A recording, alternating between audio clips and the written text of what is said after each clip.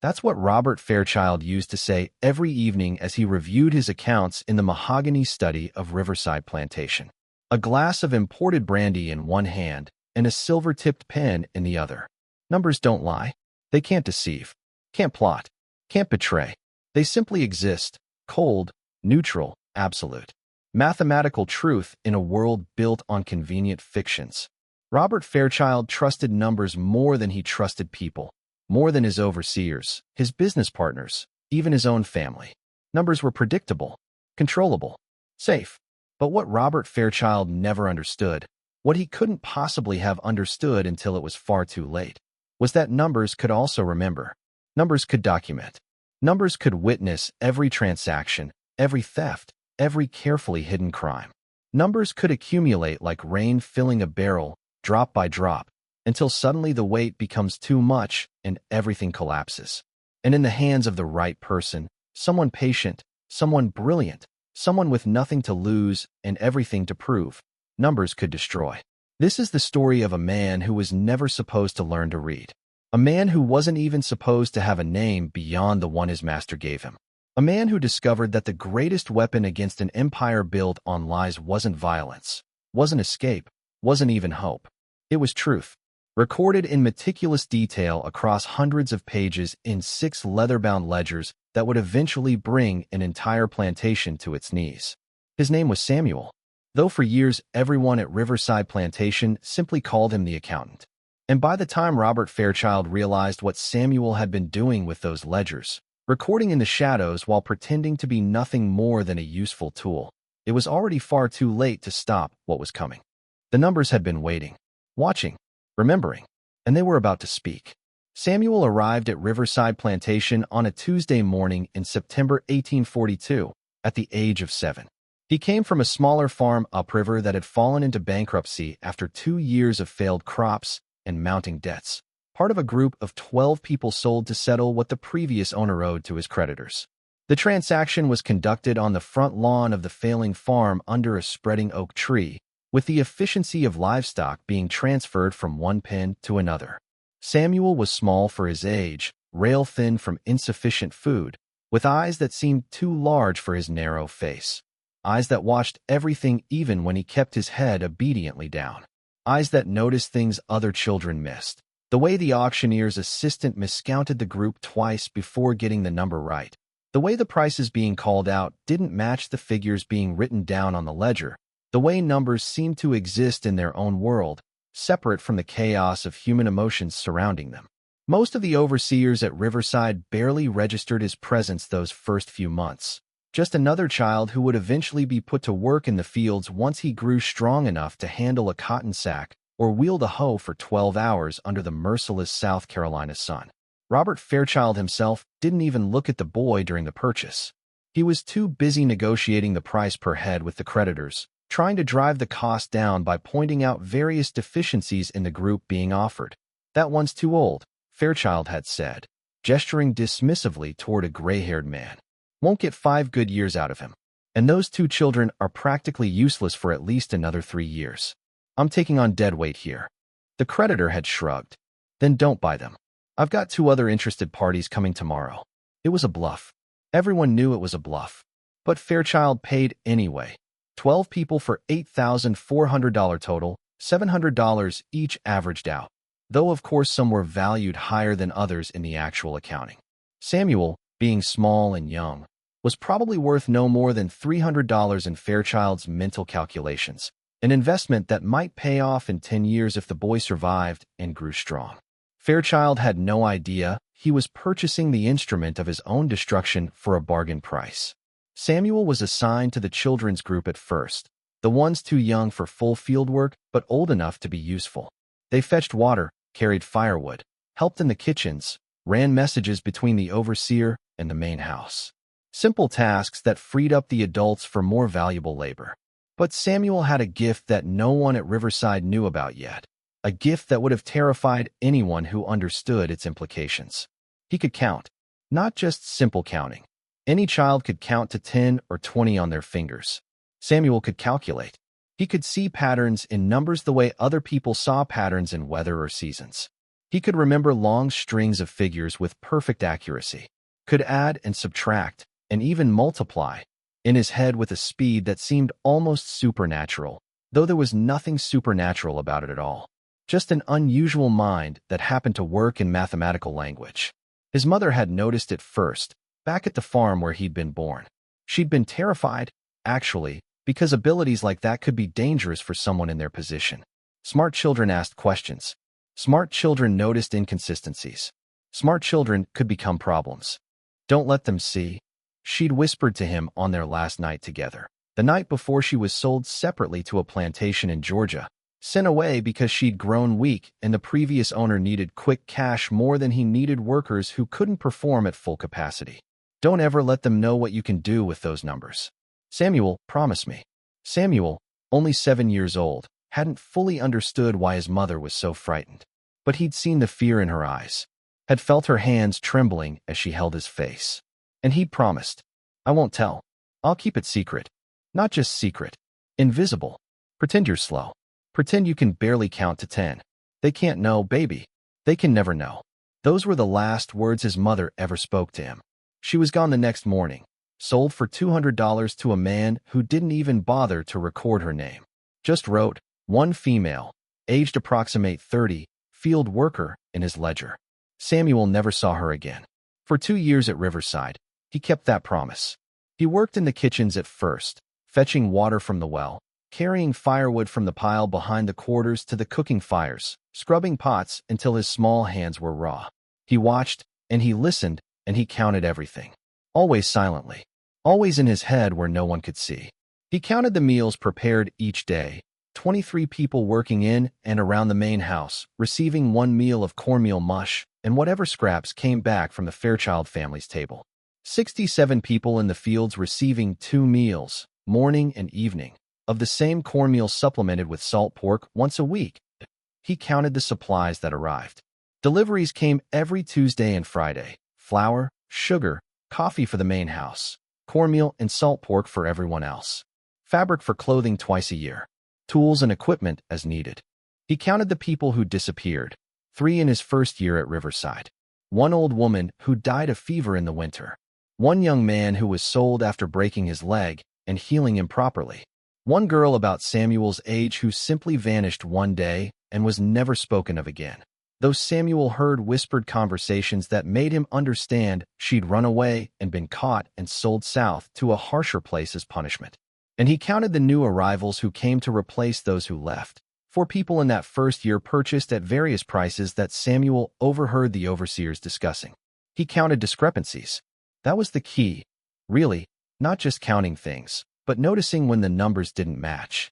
When Fairchild's overseer claimed 32 bushels of corn had been used for the week's rations, but Samuel had watched only 28 bushels actually distributed.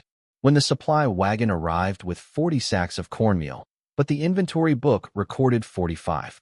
When Fairchild purchased 4 people, but only 3 appeared at Riverside. The 4th presumably sold elsewhere for a quick profit that wouldn't appear in any official records. Samuel noticed all of it. And because he was 7, then 8, then 9 years old, because he was small and quiet, and kept his eyes down and never caused trouble, no one noticed him noticing. No one except Martha, the head cook, who'd taken a liking to the quiet boy who worked efficiently and never complained. You got something special in that head of yours, Martha had said to him one evening when they were alone in the kitchen, everyone else already gone to the quarters for the night. I see you counting. See your lips moving, sometimes doing figures. Samuel's heart had nearly stopped. He'd been so careful, but apparently not careful enough. I don't. He'd started to deny it, but Martha had held up a hand. Hush. Now I ain't going to tell nobody. But you be more careful here. You think you being clever hiding it, but people see more than you think. And what you got? That gift with numbers. That could be useful. Or it could be dangerous. Depending on who knows about it. My mama said to keep it secret. Your mama was smart. But Martha had knelt down so she was eye level with him, her weathered face serious. Sometimes secrets need to come out at the right time. Not now. You too young now, and it wouldn't serve nothing but getting you sold away, or worse. But someday, maybe, that gift of yours could mean something. Could do something. You understand. Samuel hadn't understood. Not really. But he nodded anyway. Good boy. Now go on to bed. And Samuel, practice your counting in your head where nobody can see. Get so good at it that numbers become like breathing. Because if the time ever comes when you need that gift, you're going to need to be better at it than anybody expects. It was Martha who taught him his letters, secretly, over the course of the next 2 years. Not proper reading. That would have been too dangerous if discovered, but enough that he could recognize written numbers and basic words. She'd use a stick to draw figures in the ash of the cooling cooking fire, showing him how to write 1, 2, 3, how those symbols corresponded to the quantities in his head. Why are you helping me? Samuel had asked once. Martha had been quiet for a long time. Had a son once, she'd finally said. About your age. He was smart, too. Too smart. Started asking questions about things he's seen. Things that didn't add up. Overseer heard him talking. Told the master. She trailed off, but her meaning was clear. So maybe I'm helping you because I couldn't help him. Maybe I'm helping you because someone with a gift like yours shouldn't have to hide it forever. Or maybe I'm just a foolish old woman. Don't matter. Just learn what I'm teaching you, and keep your mouth shut about it. By the time Samuel was 9 years old, he could write all the numbers from 0 to 1,000. He could do addition and subtraction on paper, though he was still faster in his head. He could recognize about 50 written words, mostly related to quantities and measurements: bushel, pound, dollar, paid, owed. And he was beginning to understand something that would change the course of his life. The entire plantation operated on numbers. Everything was calculated, measured, valued in dollars and cents, and those numbers were recorded in ledgers that lived in Robert Fairchild's study. Samuel had seen the ledgers, of course. He cleaned the study twice a week, dusting the shelves and sweeping the floor while Fairchild was out inspecting the fields or conducting business in Charleston. The ledgers sat on a shelf behind the desk, large leather-bound books with dates written on their spines in gold lettering. Samuel had never dared to open them. Not then. The risk was too great, and he wouldn't have been able to understand most of what was written in them anyway. But he'd thought about them, wondered what secrets those books contained, what the numbers inside them might reveal if someone knew how to read them properly. It was in the spring of 1844, when Samuel was 9 years old, that everything changed. The moment that would set him on the path to becoming the accountant. He was carrying a bucket of water through the yard on a warm April morning. The kind of morning when the air smelled like flowers and possibility, when he heard shouting coming from the main house. Loud, angry shouting that made Samuel freeze in place, water sloshing over the bucket's rim. Through the open window of the study, he could see Robert Fairchild and another man, Thomas, the free black man who came from Charleston twice a week to manage the plantation's accounts. Thomas was educated, could read and write and calculate, and Fairchild paid him a small wage to keep the books in order because Fairchild himself didn't have the patience for detailed bookkeeping. But right now, Fairchild looked anything but pleased with Thomas's work. These numbers don't balance. Fairchild was shouting, slamming his palm on the desk hard enough that the ink pot jumped. I purchased 40 barrels of molasses in January, Thomas. 40 barrels. According to your books, we should still have 22 barrels remaining. I have my foreman telling me we have only 16 barrels in the storehouse. Thomas was sweating despite the mild temperature, flipping through pages frantically, his hands shaking slightly. Sir, I've recorded every distribution exactly as you reported it to me. Then either you're incompetent or someone is stealing from me. 6 barrels don't just vanish into thin air. Perhaps if we review the distribution records. I don't pay you to make excuses, Thomas. I pay you to keep accurate books, and clearly you're failing at that basic task. Samuel stood frozen by the window, knowing he should move along, knowing that being caught listening to his master's business could result in punishment. But something about the numbers Fairchild had just mentioned made him pause, made his mind automatically start calculating. Even though he knew he shouldn't point 40 barrels purchased. 22 should remain according to the books, but only 16 actually exist. 6 barrels missing.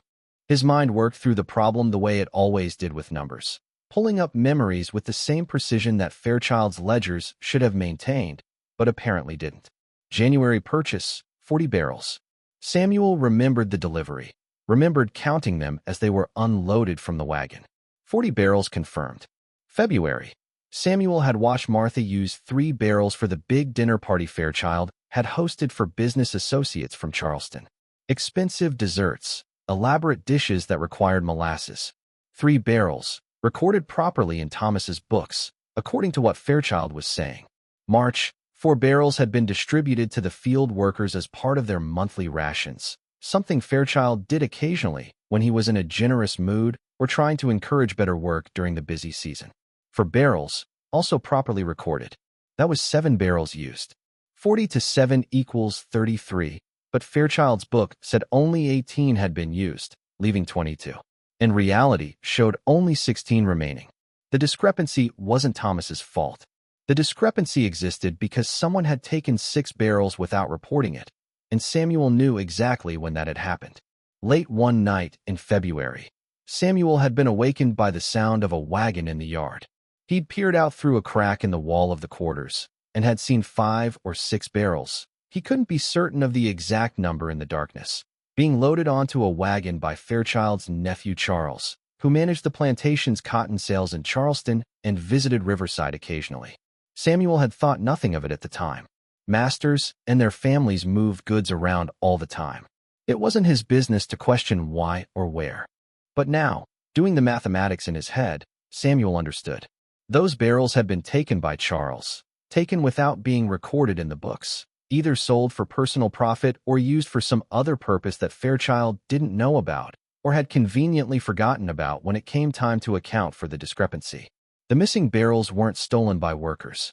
They'd been taken by family, and Thomas was about to be blamed for a theft he hadn't committed and a discrepancy he hadn't created. Samuel stood there in the warm spring sunlight, water bucket heavy in his small hands, and faced a choice. He could walk away, say nothing, let Thomas take the blame. It wasn't Samuel's problem. Getting involved would only draw attention to himself, would risk revealing the one thing his mother had made him promise to keep hidden. Or he could speak up, risk everything, for the sake of a man he barely knew, for the sake of truth, for the sake of numbers that didn't lie, even when people did. Samuel had no idea that this single moment would define the rest of his life, that the choice he was about to make would set in motion a chain of events that would eventually destroy Robert Fairchild and everything he'd built. All Samuel knew was that watching an innocent man be blamed for something that wasn't his fault felt wrong in a way that made his stomach hurt. But in the end, on that spring morning in 1844, Samuel said nothing. He walked away before anyone noticed him, poured the water where it needed to go, and returned to his work with his heart pounding and his mind racing. He was 9 years old, too young, too powerless. Speaking up would have accomplished nothing except getting himself in trouble. But as he worked through the rest of that day, scrubbing pots in the kitchen while Martha hummed a quiet song, Samuel couldn't stop thinking about those numbers, about the injustice of Thomas being blamed, about the way Fairchild didn't even consider that his own family might be the source of the problem, about the way numbers could tell a story that people didn't want to hear. 3 days later, Thomas was dismissed. Fairchild accused him of poor record-keeping at best, possible complicity in theft at worst. The man left Riverside Plantation in disgrace, his reputation damaged, unlikely to find similar work again in Charleston, where everyone would hear about his supposed incompetence. Samuel watched him leave from the kitchen window, saw the way Thomas's shoulders slumped as he loaded his few possessions into a small cart, and felt something harden in his chest, something cold and determined. He couldn't fix what had happened to Thomas, but he could remember it, could learn from it, could make sure that someday the truth hidden in those numbers would matter. Samuel didn't know how yet. He was 9 years old, barely educated, legally classified as property rather than a person. He had no power, no authority, no realistic hope of changing anything. But he had a gift. He had numbers. And he had time. That night, lying on the hard floor of the quarters where he slept, Samuel made a decision that would shape the next 16 years of his life. He would learn everything he could about numbers, about accounting, about the way plantations track their operations. And someday, when the opportunity arose, if it ever arose, he would use that knowledge for something that mattered. He didn't know yet that he would become Robert Fairchild's bookkeeper. Didn't know that he would spend 12 years secretly documenting every crime, every theft, every hidden transaction that passed through Riverside Plantation. Didn't know that his patience and his precision with numbers would eventually bring the entire operation crashing down. All he knew was that numbers didn't lie. and he was very, very good with numbers. For 6 months after Thomas's dismissal, Riverside Plantation operated without a proper bookkeeper. Robert Fairchild tried to manage the accounts himself at first, sitting in his study every evening with the ledgers spread before him, a deep frown creasing his forehead as he attempted to track the countless daily transactions that kept a large plantation functioning. It was harder than he'd anticipated. Much harder.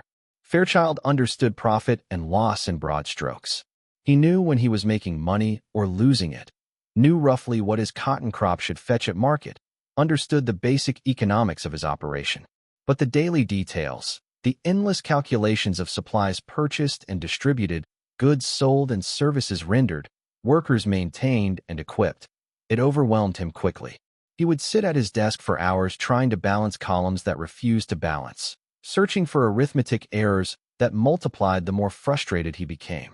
His handwriting would deteriorate as the evening wore on, numbers becoming increasingly illegible, scratch-outs and corrections making the pages look chaotic rather than precise. His wife, Eleanor, would watch from the doorway with barely concealed concern. "You should hire someone from Charleston, Robert. A proper clerk. Someone educated who can manage this properly." "I don't need some overpaid clerk," Fairchild would snap, not looking up from his calculations. "I'm perfectly capable of maintaining my own books." But he wasn't, and Eleanor knew it. And increasingly so did Fairchild, though he was too proud to admit it. Thomas managed these accounts for 3 years without issue. Eleanor persisted one evening, trying a different approach. "Thomas was incompetent. That's why I dismissed him. Thomas made one mistake, Robert. One discrepancy in 3 years of otherwise flawless work. And you never did determine where those barrels actually went." Fairchild's jaw tightened. "Are you suggesting I was wrong to dismiss him?" "I'm suggesting that hiring a bookkeeper isn't an admission of weakness. It's good business sense.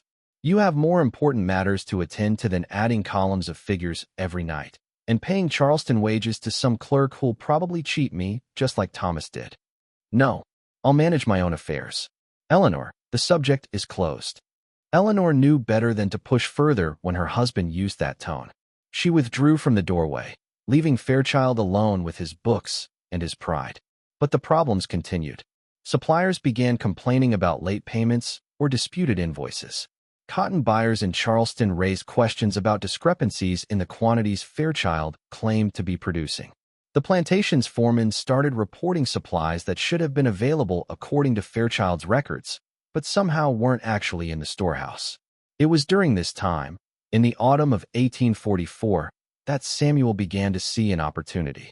He was 10 years old now, a bit taller, still working primarily in and around the main house.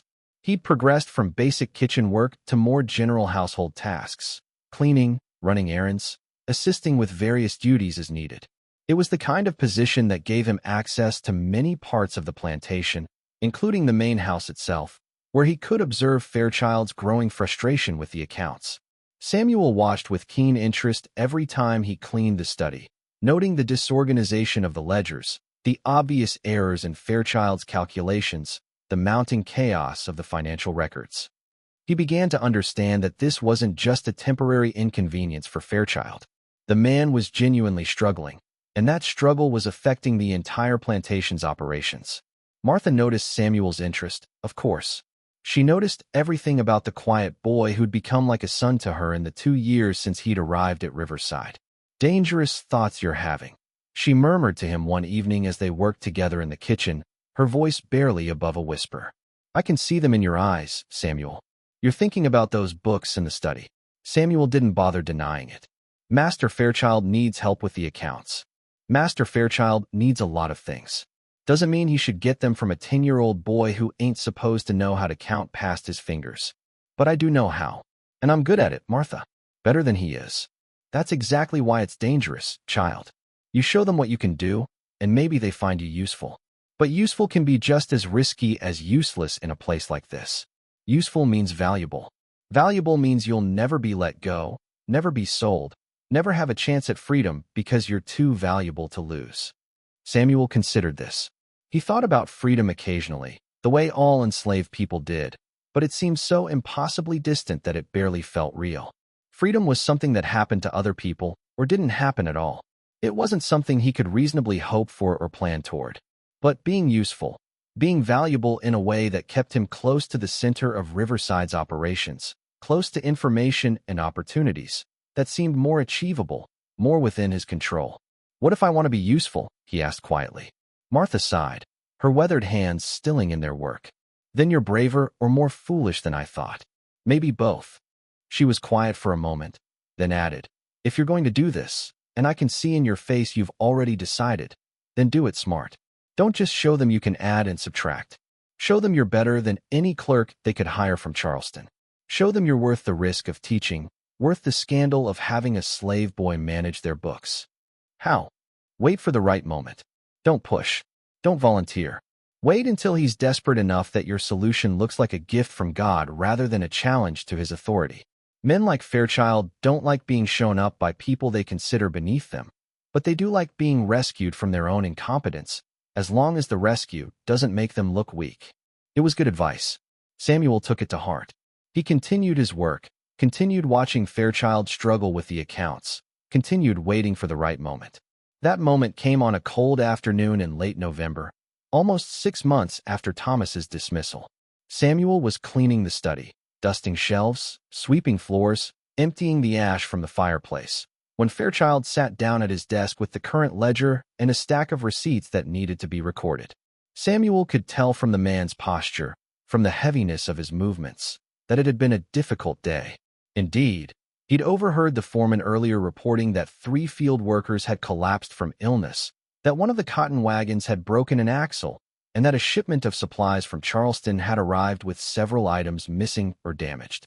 Problems that needed to be solved, decisions that needed to be made, and now accounting that needed to be done when Fairchild was already exhausted.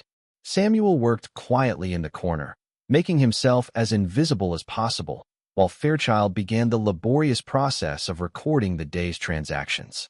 He could see the man's frustration mounting as he tried to add columns of figures, getting different totals each time, scratching out errors, starting over.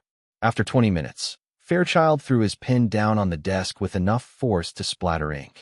"Damn these numbers," he muttered, then louder, with real anguish in his voice. "Why won't they balance?" Samuel knew he should stay silent. This wasn't his business. He was just a child, just a servant, just someone who was supposed to be invisible. But the numbers were right there on the desk. And even from across the room, Samuel could see the error, could see exactly why the columns weren't balancing, could fix it in seconds if given the chance. His mother's voice echoed in his memory. Don't let them see. Don't ever let them know. But Martha's voice was there, too. Wait for the right moment. Wait until he's desperate enough. Samuel made his decision. "The error is in column 3, sir," he said quietly, not looking up from his sweeping. His heart hammered so hard he could feel it in his throat. "You added the February cotton sales twice. Once on page 12 and again on page 15. The study went completely silent. Samuel continued sweeping, forcing his hands to stay steady even though every instinct screamed at him to run. He had just crossed a line that couldn't be uncrossed. Either this would work, or it would end very badly. When Fairchild finally spoke, his voice was strange, controlled, but with an undercurrent of something dangerous. "What did you say?" "The February sales, sir. They're recorded twice in different places. If you subtract the second entry, your total will balance." More silence, then the sound of pages turning. Samuel dared to glance up and saw Fairchild staring at the ledger, his finger tracing down the columns. Page 12. Then page 15. His expression shifted from confusion to disbelief to something else, something calculating. "These are." "You're correct." Fairchild looked up at Samuel with eyes that suddenly seemed to see him for the first time as something other than part of the furniture. "How did you know that? Can you read these numbers?" This was the moment, the point of no return. "Yes, sir. I can read numbers. All of them." "Who taught you?" "No one taught me, sir. I just understand them. I always have."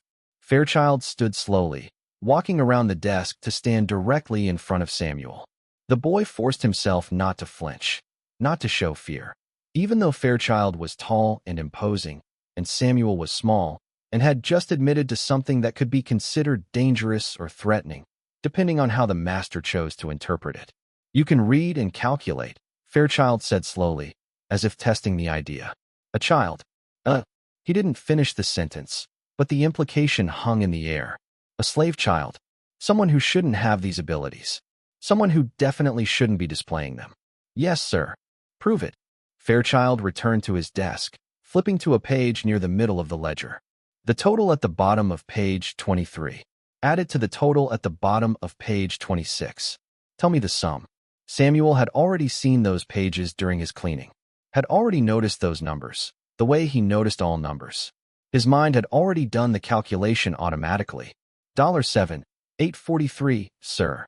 Fairchild checked the pages. His expression shifted to something like awe. That's exactly right. How did you calculate that so quickly? I saw the pages when I was cleaning earlier, sir. I remember the numbers. You remember them from hours ago? Yes, sir. Numbers stay in my head once I've seen them.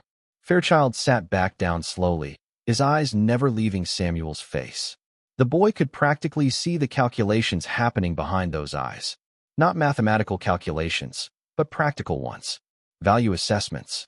Risk versus reward. Opportunity versus scandal. Can you write? No, sir. Not well. I know my numbers written down, and a few words, but I can't write properly. But you could learn. I believe so, sir, if someone taught me. The study fell silent again, but it was a different kind of silence now. Not dangerous, but contemplative. Fairchild was thinking, weighing options, seeing possibilities that hadn't existed 5 minutes ago. Finally, he asked the question that would change both their lives. Would you like to help me with these books, boy? Learn to do this properly. Samuel knew what this meant. It meant being pulled out of the normal work routines. It meant special treatment that would make some people jealous and others suspicious. It meant being noticed, being watched, being valuable in a way that could become its own kind of prison. But it also meant access, information, understanding the inner workings of the plantation in a way no other enslaved person would ever have. It meant power of a sort, the power that comes from knowing things others don't know. Yes, sir, Samuel said quietly. I would like that very much. Then we'll begin tomorrow. 1 hour each evening. I'll teach you to write properly, and you'll help me with these accounts. But Fairchild's voice took on a warning tone. This arrangement stays between us. You don't speak of it to the other servants. You don't boast about it. You simply do the work I assign you, and nothing more. Understood? Yes, sir. I understand. Good. Now finish your cleaning and go about your regular duties. Tomorrow evening, we begin. Samuel completed his work and left the study, his mind reeling. He'd done it. He'd taken the first step on a path that would eventually lead to something he couldn't yet imagine. Something that would take 12 more years to fully unfold. When he returned to the quarters that evening and found Martha waiting with his dinner, a bowl of thin soup and a piece of cornbread, she took one look at his face and knew something had changed. You did it, she said simply. You showed him. I showed him. And I start tomorrow. He's going to teach me to write. Going to let me help with the accounting. Martha was quiet for a long moment, her expression unreadable. Finally, she pulled Samuel into a rare embrace, holding him tight enough that he could feel her trembling slightly. Then you be smart about this. You hear me? Smarter than you've ever been. Learn everything he'll teach you. Become so good at this that he can't imagine doing without you. But Samuel, she pulled back to look him in the eyes, don't ever forget what we are to them. Don't let his teaching make you think you're special or safe or anything other than property that happens to be useful. The moment you stop being useful, or the moment you become threatening, all this will end. And that ending might not be gentle. I know. Do you really? Samuel thought about that, about what he was getting into, about the risks and the limited rewards, about the fact that no matter how valuable he became, he would still be enslaved, still be property, still be subject to Fairchild's whims and moods and needs. I know, he said again.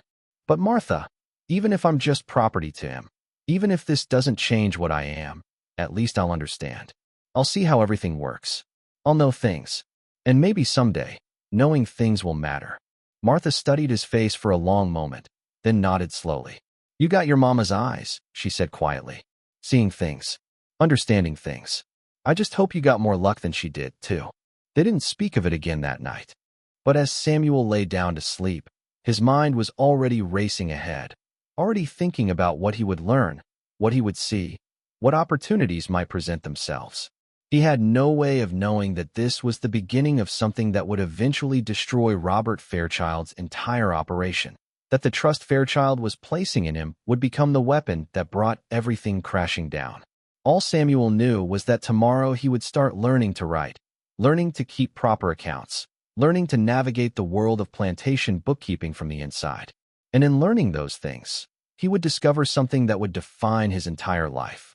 That information, carefully gathered and meticulously recorded, could become more powerful than any act of rebellion or resistance.